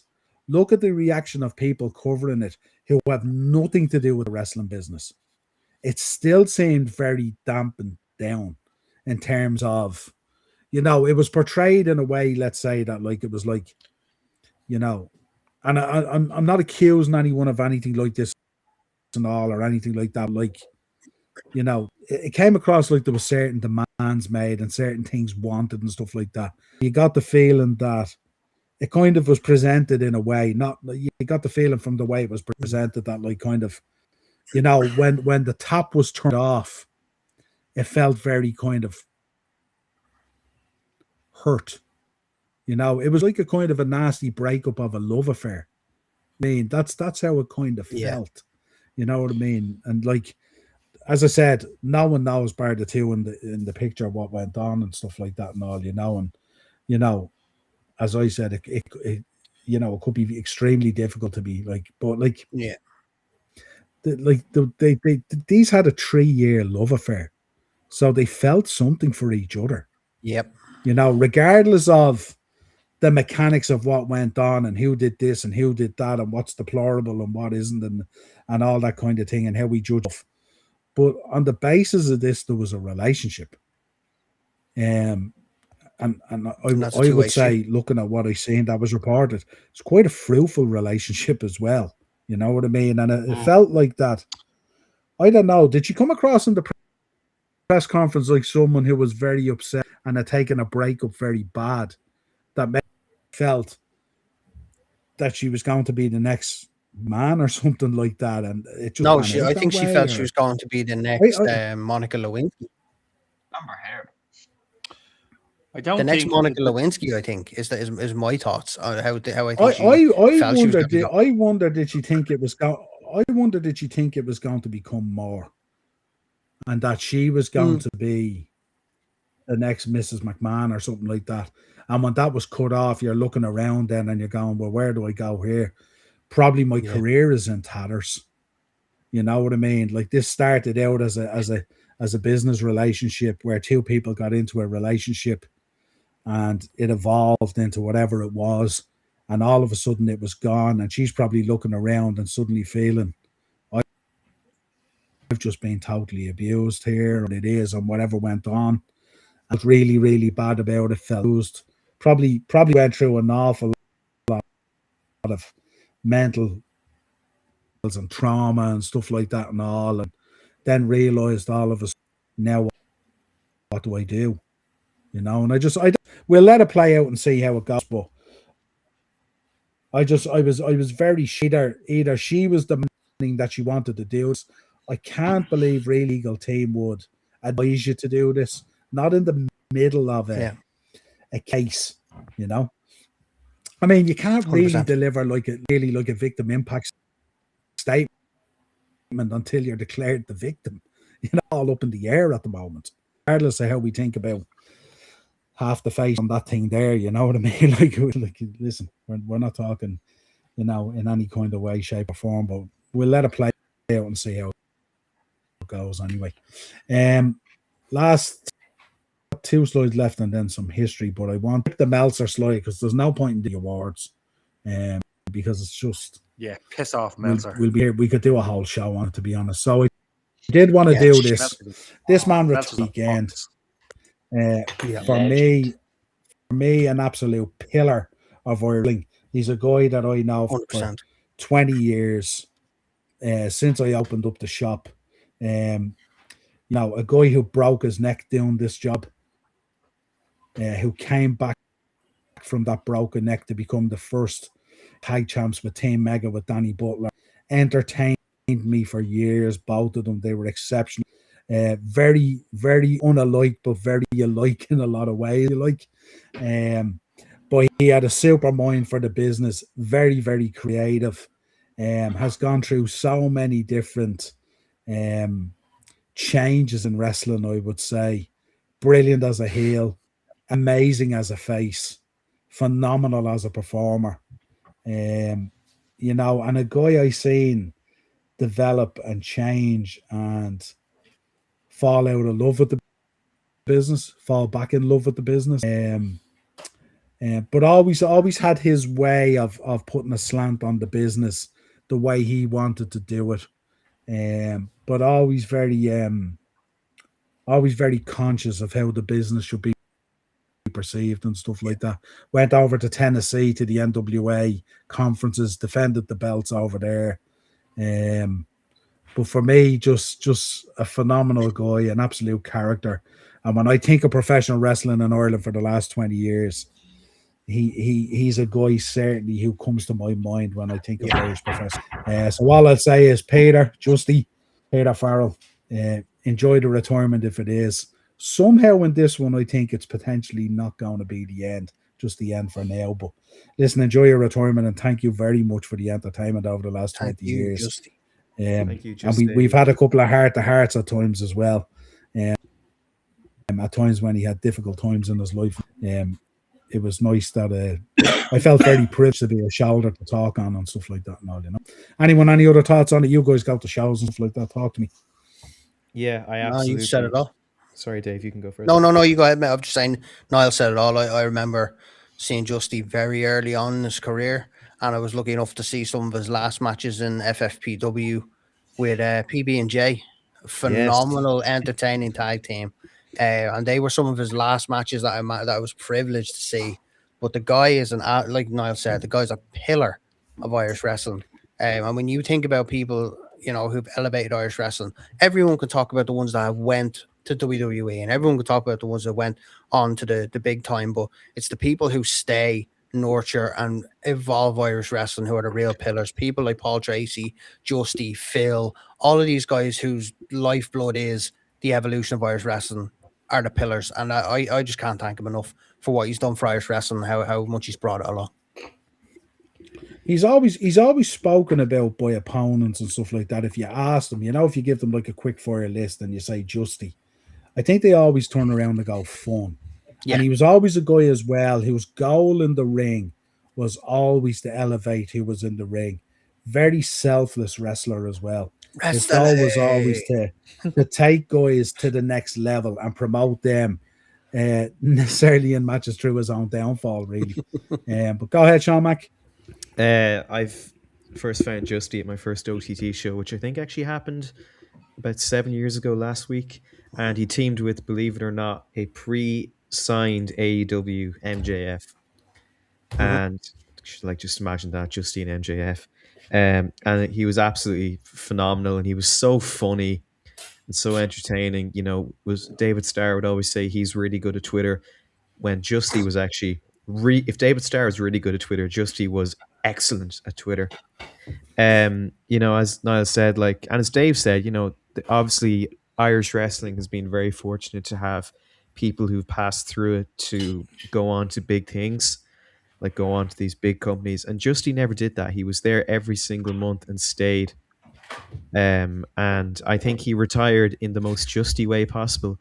Backstage at an NWA show, you can barely hear him because the ring is so loud from bumping. And no big speech, just thanks for everything. I'll still be around, but I'm not wrestling. And I have a lot of memories of Justy. Obviously, I found him post-Tivoli, I should say, actually, unfortunately, post-Tivoli. So going back and watching all the old shows when I first got the on-demand, the stuff he did with the gymnasties. So good. Incredible. So good. And even though he didn't wrestle the match, the pop that they got once they won the tag titles, finally against those fucking Kings of the North scum, who I hated so much, was absolutely remarkable. And I think, you know, it's amazing to see how the gymnastics evolved. Be Cool and Sammy D have since become OTT world champions. Justy almost became a world champion, but then Damo got COVID and it didn't show up to CCW, but that's something that could have happened. I remember Justy said he actually only accepted the booking because he thought he was facing Be Cool. He said, yeah, I can beat him easy. And then he realized it was Big Damo. And he got vaguely scared. But my favorite memory of Justy from the shows I've gone to, which admittedly I wish, sadly not enough, was at OTT's first local Rumble show that they ran. I think it was just at the start of 2024. I think for years everyone wanted a Rumble for OTT, and they finally did it. And I think he came in at like number 27 or something. Mm-hmm. But the Just Eat theme started playing. Somebody say Justy. It was, did somebody say Justy? And I'm not kidding, he got the biggest pop tonight. Everyone immediately sprung to their feet. Ango said, hell is just frozen over. It was just such an unbelievable pop. Do you remember the feud with the guy in the bear costume a few years ago? I at do. NLW? Yeah. And I remember, I think it might have been Fight Factory actually. I think He did it in both. He started it at I think it was the Moat Theatre for NLW, and then it carried over into FFEW. Yeah, that's right. And everyone was saying, "Don't look behind you. There's a bear behind." Because I wasn't at the show, but I remember Fight Factory put up a thing like saying Yeah. they'd be checking bags for the show and would not be allowing marmalade sandwiches or honey. Yeah, so good, so good. But he's left behind such a great legacy, and I implore you to watch any of his work, whether it was with OTT or Fight Factory, or I think you could probably find some of his older stuff in NWA and stuff with Danny Butler. Like, he was such a wonderfully funny, kind guy who gave himself and gave everything to this country's wrestling scene. And I think the Irish wrestling scene has evolved into such a huge thing, and I don't think without people like Justy that ever would have happened.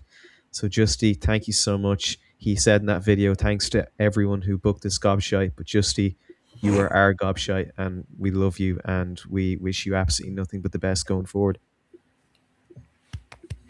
And I'll always think of you when I'm ordering Just Eat.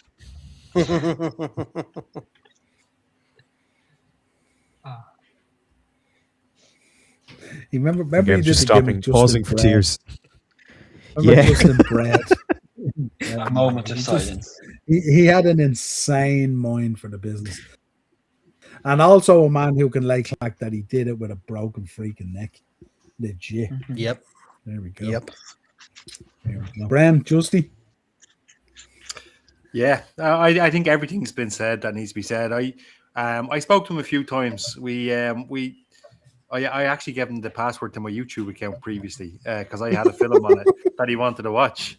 But he was such a cool guy. I got to speak to him a handful of times, and like that, he's done some really, really, really funny stuff. I remember the old shows in Bray many, many years ago.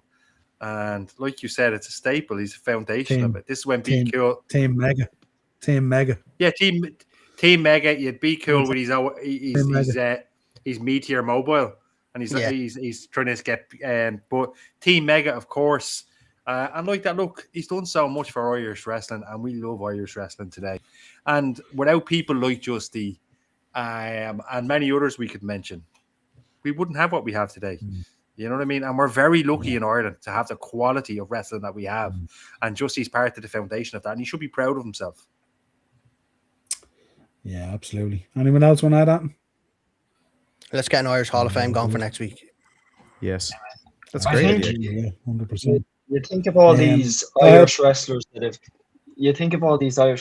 have given everything to the business, but Justy was the type of person that gave everything and so much more. He was the absolute pillar, and I know we've all said he's the pillar, but he really is the absolute pillar of Irish wrestling. And obviously my first time seeing him was the Loco Rumble, and I knew of him beforehand, but seeing him live was just unfreaking believable. It's still one of my favorite moments of going to an OTT show today, and Irish wrestling seriously wouldn't be what it is today without Justy. And for that, we 100% thank him. Justy, you are freaking amazing. We thank you, and we wish you the happiest retirement. Putting the crate in the chair. Yeah, maybe we could do a crate in the bank match or something at WrestleMania or something. A bank in the crate match. Yeah. Well, Contract just and the winner into gets too the much of the crate. history, obviously.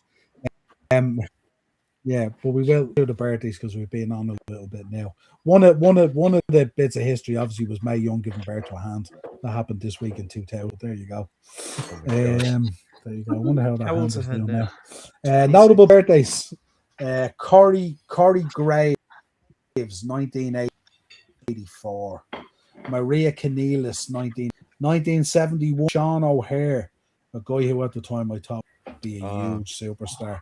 Had everything, unfortunately didn't work out. Ric Flair, 1949, celebrates his birthday. One father, James Mitchell, 1965, does his karaoke down in Florida and all.